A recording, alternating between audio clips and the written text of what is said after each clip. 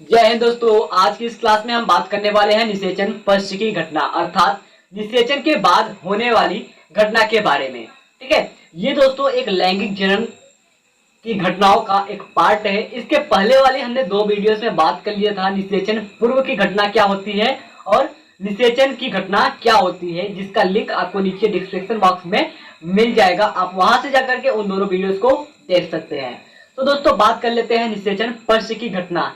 दोस्तों इस घटना के अंतर्गत निषेचित हुए 2 युग्मक जो होते हैं यानी कि गैमेट जो होते हैं वो आपस में मिल करके एक युग्मनज यानी कि जाइगोट का निर्माण करते हैं और वही जाइगोट आगे चल करके एक भ्रूण यानी कि एम्ब्रियो का निर्माण करता है। ठीक है, निषेचन पश्च की घटना के अंतर्गत हम 2 प्रक्रियाओं को पढ़ेंगे, पहला युग्मनज और दूसरा भ्रूण के विकास की यानी कि भ्रूणोद्भव की प्रक्रिया को। तो ये दोस्तों इस क्लास को हम एक डायग्राम के माध्यम से शुरू करते हैं, फिर उसके बाद हम आपको थियोरेटिकल पोर्शन पर ले चलेंगे जो कि आपको एग्जाम में लिखना होता है। तो दोस्तों सबसे पहले हमने आपको बताया कि इस प्रक्रिया के अंतर्गत 2 युग्मक आपस में मिलकर के युग्मनज का निर्माण करते हैं। ठीक है, तो सबसे पहले हम उस 2 युग्मकों का चित्र बनाएंगे। ये आपका एक नर युग्मक है, यहां पर लिख देते हैं नर युग्मक। इसे क्या करते हैं, इसे कहते हैं शुक्राणु। नर युग्मक जो होता है उसे कहते हैं शुक्राणु।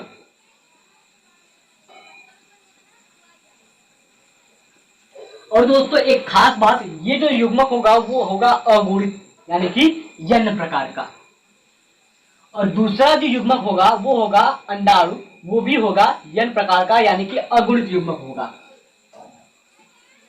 ठीक है, ये भी युग्मक जो होगा वो होगा अगुणित और ये होगा मादा युग्मक। मादा युग्मक, ठीक है, और इस मादा युग्मक को हम कहेंगे अंडाणु या फिर अंडा। दोस्तों ये जो दोनों युग्मक होते हैं वो दोनों युग्मक अगुणित युग्मक होते हैं और यही दोनों युग्मक आपस में मिल करके यानी कि निषेचित होकर के जाइगोट यानी कि युग्मनज का निर्माण करते हैं। ठीक है, यहाँ पर हम इन दोनों का निषेचन करा देते हैं, तो यहाँ से निषेचन के बाद बन जाएगा एक जाइगोट यानी कि युग्मनज। क्या बन जाएगा, युग्मनज। अब दोस्तों ये जो युग्मनज होता है वो होता है द्विगुणित यानी कि डिपोलैंड, इसे हम लिखेंगे 2n। ठीक है, द्विगुणित हो गया। अब दोस्तों इस जाइगोट के अंतर्गत होगा समसूत्री विभाजन यानी कि ये जाइगोट की जो कोशिका होगी वो 2 बराबर भागों में बटती जाएगी। बटने के बाद वो आगे चल करके भ्रूण का निर्माण करेगी और इसी प्रक्रिया को कहते हैं भ्रूणोद्भव। ठीक है, अब ये जाइगोट आगे चल करके 2 सेल में बढ़ जाएगी, 2 सेल यानी कि 2 कोशिकाओं में बढ़ जाएगी। तो इस प्रकार से वो 2 कोशिकाओं में बढ़ जाएगी। ठीक है, तो इस 2 सेल में फिर से होगा समसूत्री विभाजन यानी कि ये जो 2 सेल है वो फिर से बढ़ करके 4 कोशिका बना लेगी। ठीक है, यहां पर लिखेंगे 4 सेल, जिसने बना लिया 4 कोशिका। अब देखिए यहां पर समसूत्री विभाजन हुआ, एक जाइगोट 2 कोशिका बनाया, फिर यहां पर समसूत्री विभाजन हुआ, ये 2 कोशिका 4 कोशिका बनाई, फिर से यहां पर समसूत्री विभाजन होगा। ठीक है, दोबारा से यहां पर समसूत्री विभाजन होगा और ये जो 4 कोशिका है वो 8 कोशिका में बढ़ जाएगी। ठीक है, क्या हो जाएगा 8 सेल।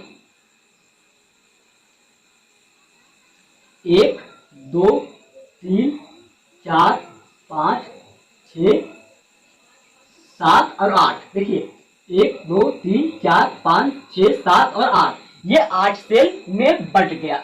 अब फिर से जो ये 8 सेल है, 8 कोशिका है, वो फिर से समसूत्री विभाजन करेगा और 16 कोशिकाओं में बढ़ जाएगा और उसको कहेंगे हम मारुला अवस्था। ठीक है, मारुला अवस्था कहेंगे। ठीक है, यहां से हम फिर से हम बना लेते हैं 16 सेल और इस प्रक्रिया को हम कहेंगे मारुला अवस्था। 1 2 3 4 5 6 7 8 9 10 11 12 13 14 15 16 17 और 1 18। ठीक है, ये इस प्रकार से फिर से संसूत्री विभाजन करके 8 से 16 कोशिका का निर्माण कर लिया, 16 कोशिकाओं में बट गया और इस कोशिका को कहेंगे हम मारूला। ठीक है, क्या कहेंगे? मारूला। लिख देते हैं यहां पर हम मारूला। फिर इस बात ये जो 16 कोशिकाएं होंगी वो फिर से संसूत्री विभाजन करेगी और 32 कोशिकाओं में बट जाएंगी। क्या हो जाएगा? 32 सेल 32 कोशिकाओं में बट जाएंगी और 32 कोशिकाओं में बटने के बाद जो अवस्था आएगी वो होगी ब्लास्टुला अवस्था। तो इसके अंतर्गत क्या होगा? ये 32 सेल में बट जाएगी। कुछ इस प्रकार से ये 32 कोशिकाओं का निर्माण करेगी। 1 2 3 4 5 6 7 8 9 10 11 12 13 14 15 16 17 18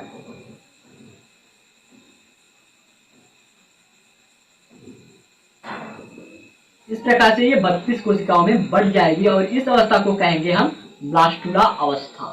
ठीक है, ब्लास्टुला स्टेज। यहां पर हम लिख देते हैं ब्लास्टुला। ठीक है, अब इस कोशिका में फिर से होगा संसूत्री विभाजन और ये बनाएगी गैस्टुला अवस्था, अर्थात इसके अंदर, इस कोशिका के अंदर जितने भी ये पाए जा रहे हैं कोशिकाएं, वो सभी कोशिकाएं बाहर की ओर आकर के एक परिधि का निर्माण कर लेगी, कुछ इस प्रकार से, जो कि आपको देखने को मिलेगा। ठीक है,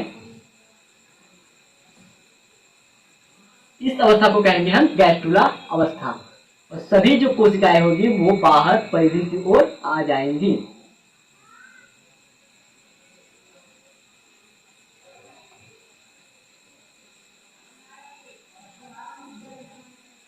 क्या कहेंगे? गैस्टुला।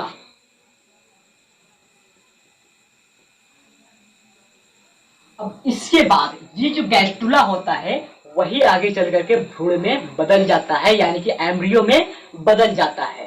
ठीक है, तो कुछ एम्ब्रियो की जो संरचना होती है वो इस प्रकार से देखने को आपको मिलेगी।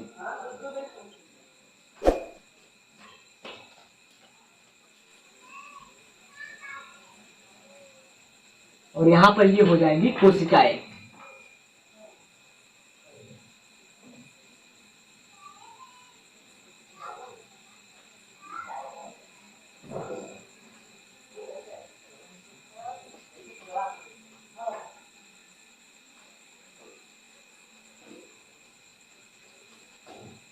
ठीक है, ये आपका बन गया एम्ब्रियो यानी कि भ्रूण।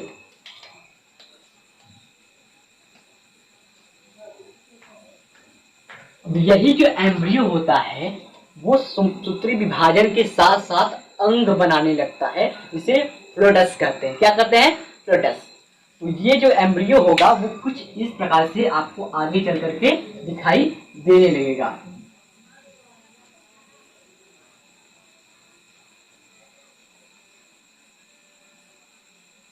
ठीक है, क्या ये आपको एक बच्चे की जैसी संरचना दिखाई दे रही है?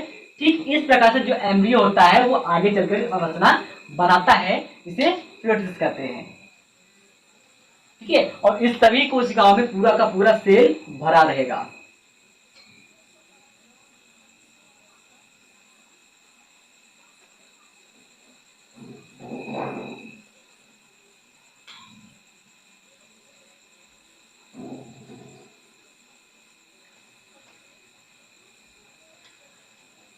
ये डायग्राम आपको इतना समझ में आ गया होगा। अब चलिए बात कर लेते हैं आपको अपने एग्जाम में कैसे लिखना होगा इसको हिंदी में। ठीक है, इतना आप जल्दी से नोट कर लीजिए क्योंकि इसको हमको रफ करना होगा। हो गया?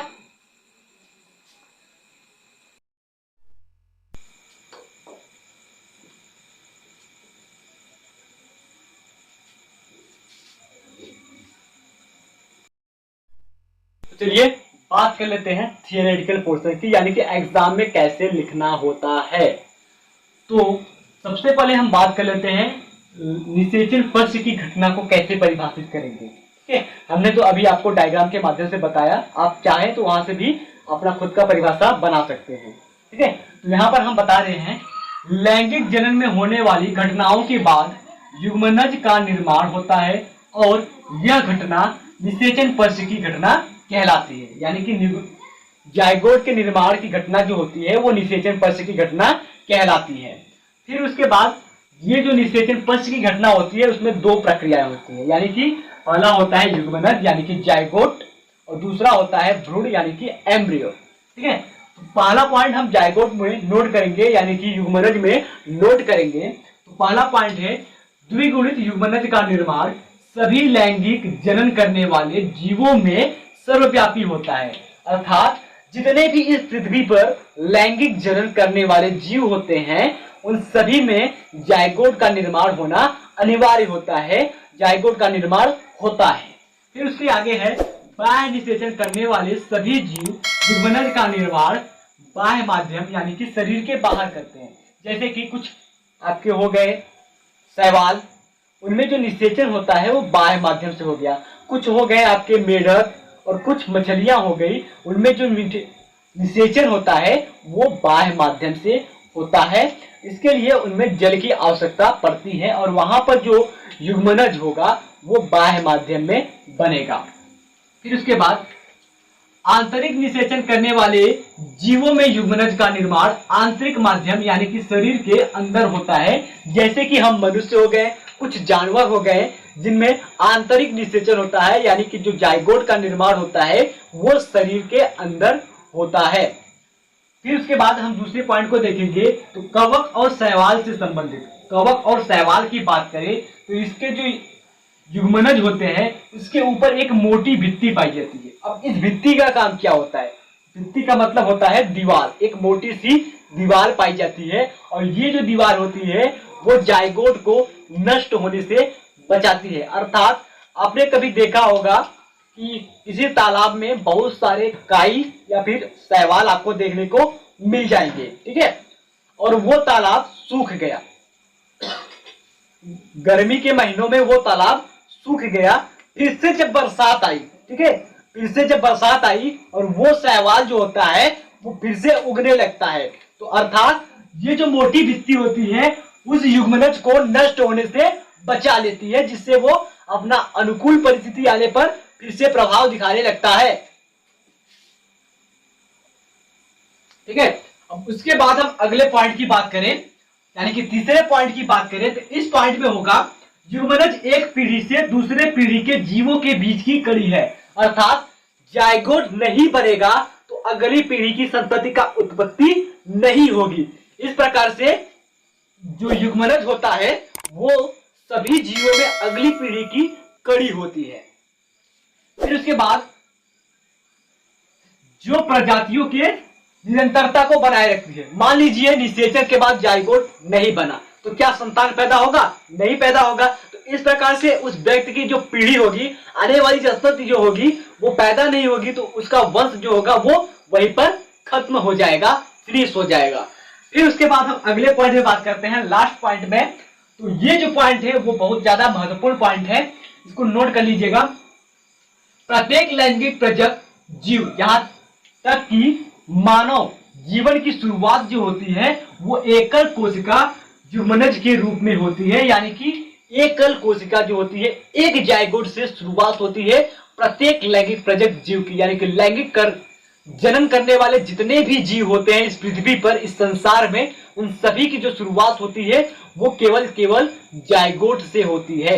अगर जायगोट नहीं बना तो इस जीव की निर्माण नहीं होगी। तो चलिए अब आगे की ओर चलते हैं भ्रूण के बारे में, भ्रूण का विकास कैसे होता है, अर्थात भ्रूणोद्भव क्या होता है। जल्दी से आप इसका स्क्रीनशॉट ले लीजिए।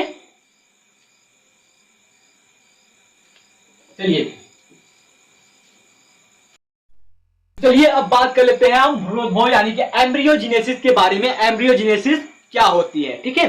तो इस पॉइंट में आप पहले नोट कर लीजिए, पहला पॉइंट, युग्मनज से भ्रूण बनने की प्रक्रिया को भ्रूणोद्भव कहते हैं। हमने आपको चित्र में बताया कि सबसे पहले हमने दो युग्मक को लिया, एक नर युग्मक जिसे शुक्राणु कहते हैं, दूसरा मादा युग्मक जिसे अंडाणु या फिर अंड कहते हैं, या फिर इसे को हम बिंब कहते हैं, ठीक है। वो दोनों आपस में मिलकर के जायगोट का निर्माण किया और जायगोट जो होता है उसमें समसूत्री विभाजन हुआ, जिसके फलस्वरूप भ्रूण बना। तो वही प्रक्रिया यानी कि युग्मनज जायगोट से भ्रूण बनने की जो प्रक्रिया होती है वो भ्रूणोद्भव यानी कि एम्ब्रियोजेनेसिस कहलाती है।